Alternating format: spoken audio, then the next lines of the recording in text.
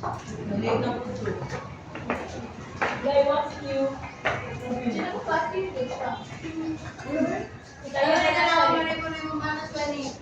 Nagbola ko kayo ng bano. Sinula ko diri. Nasi Charles! Napagiti! Dito na! Kita na ka na! Good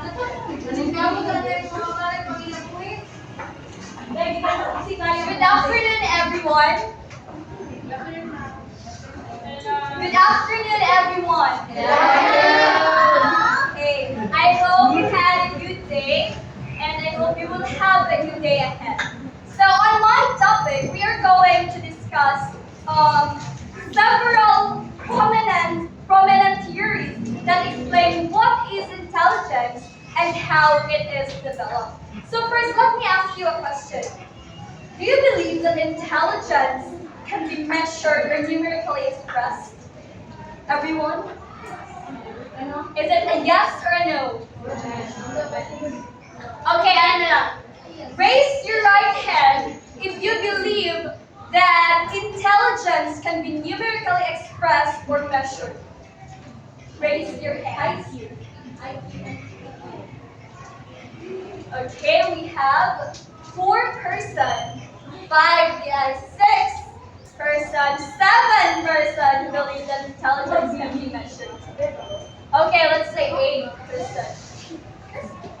So, how about believing that intelligence can be measured? Kisay na to, madali mo measure ang intelligence. Yeah, 4, 5, 6, 5, 8 plus 5. Are you still 13?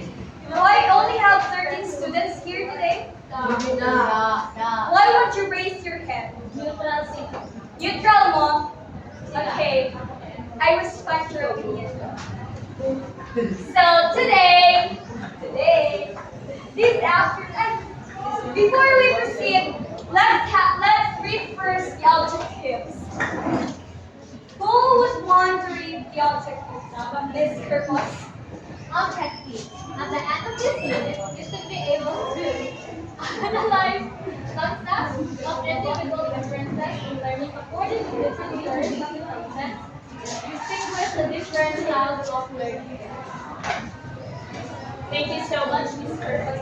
So proceeding to our topic for today is about the theories of intelligence.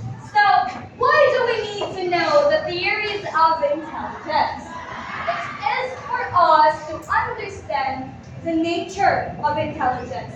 May mga tao man lahi-lahi o binatuuhan. And those are, kanang mga bitaw man, kanang by ni Charles Spearman, lahi-lahi sila definition sa intelligence. And we should know those theories for us to understand or dive in well to this particular topic. So our first theory of intelligence is Spearman's general intelligence theory. Miss, when you see the hands in your feet, this one? Yeah. Charles Spearman, British psychologist who developed the general intelligence theory of the G factors. General intelligence or G factors. People who perform well on academic tests tend to perform well in other tests, while those who score badly on one test tend to score badly on the other. Intelligence is a general cognitive ability that can be measured and numerically expressed. Okay. So, we're talking about that kanina. According to Charles Spearman, intelligence can be measured numerically daw. Kanino kasi Charles Spearman is nag-conduct na siya of tests or specific kanang test sa mga iyang students or sa mga students. Let's say kanang nagpa-exam siya sa iyang kanang break isa ka classroom. Then dikta niya nga na mga students kasi din nagipatlas niya sa mathematics, science baka English, ganung subject. Then iyang na pantayan nga ang kanina mga student is kung unsa sila ka-bright sa science, mao sila ka-bright sa math o sa English. Napo yung mga student nga, hagbong sila sa science, pa sila sa math ko sa English. So, mao gituuhan niya nga ang intelligence is kanang general bitaw siya. Kung bright ka, bright jud daw ka or bisaya ha. Kung bubbles ka, bubbles daw jud ka sa tanan. Mo ang common. So, intelligence is a general cognitive ability that can be measured and numerically expressed. Like for example, makain siya, kaning na student, 50% na intelligence. Kaya ko siya kay 30% niya. So, yung situahan is general jud ang intelligence. Do you understand? Okay. So now, do you really believe that intelligence can be measured? Do you believe nga, pag bright ka ani yung butang, bright ka sa tanan, or pag bulok ka ani yung butang, bulok ka sa tanan? Okay, no. Now, nasa na kanang contradict sa iyaha, kalimitan, spearman, which is si Thurstone, Louis Thurstone. Okay. I'm so sorry about that.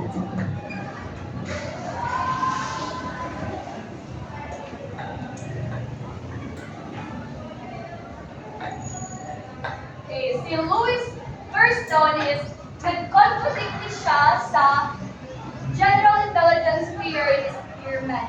Miss Wendy, can you please read Thurstone's? Kanina po sa'yo. Thurstone's primary mental abilities. Louis Thurstone proposed that intelligence is composed of several factors. His theory focused on 7 primary mental abilities. Okay, thank you, Ma'am Swan.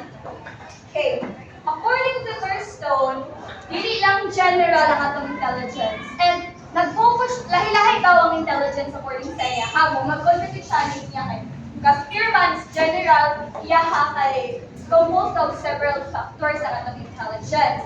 And ano si Thurstone is nag-focus siya sa 7 mental abilities or primary mental abilities. First is associative memory, the ability to memorize and recall. Kana bitong mag-memorize ka, dali na kayo ka maka-memorize sa lesson, anak. And kaning bisag simple lang bitaw kayo ma-memorize. Maka-memorize ka dili so dili kay katan subuon ka sa tindahan. Patis, Bombay, Owen, asin, di ba? Memorize na nimo na. So ano siya, mga na siya ang ginatawag na associative memory. Pag dali na kayo memorize or dili mo na makalimutan sa taghat kayo na nakaka mental ability. Now next is numerical ability. The ability to solve arithmetic problems. So kaning arithmetic problems na mga mathematics problem, 1 plus 1, times, divide, sa pa na diha. Dali na kayo niya. Na may mga tao di ba nga, dali na kayo makasabot o kanang kanang sa mga numbers. However, na may mga tao nga dili jud kaayo sila sabot na. Ano siya numerical ability? Next is perceptual speed. The ability to see difference among objects.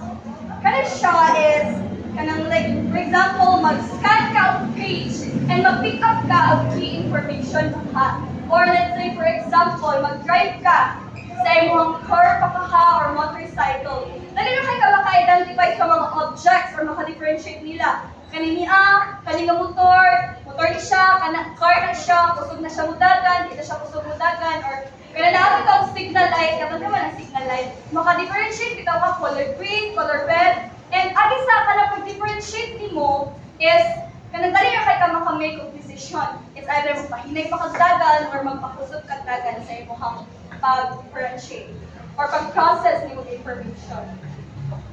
Next is reasoning. The ability to find truth. Makabalo ka on how things work based sa information. Ang pareha ganina, ihatagan mo instruction niya.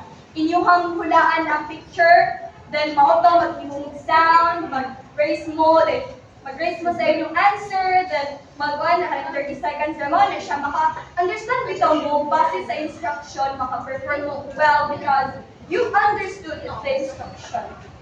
Next is spatial visualization. The ability to visualize the relationship. It means the ability to rotate, manipulate, and understand the positions of objects. Kini ganun dahil ako say for example, kaning Rubik's Cube. Di ba kay formally mo na? And before ni mo na siya, i-arrange sa yung pare-pareha nga color is kung kag man na siya. Maguna-una na ka sa imong mind, asa ni mo siya ipatuyo, asa ni mo siya i-move, or kanang kisa nito na theory of block class. Okay, daghan-daghan. So, di ba, maguna-una nga ludaan kung asa ni mo na siya ibutang na part para makascore ka. Muna siya spatial visualization. I-visualize ni mo daan sa imong una-una. Spatial visualization. I-memorize ni mo siya daan or i-visualize ni mo siya daan sa imong una-una before you will perform. Then, verbal comprehension. Meaning the ability to define and understand words. So define, understand, dali ka makasagot sa mga words. Like, for example, the cat sat on the mat. Dali naman ito ni mo makuha, ma-realize, kinsa nag-sat sa mat? Ang cat.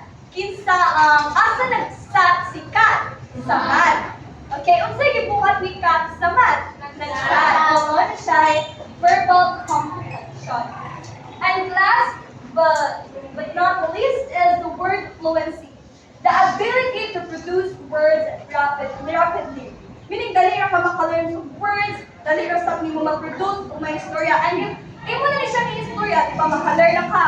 Kung for example, makatungkod mga istorya, igor ang gawas na, igor ang sunod sa iyong kuna-kuna.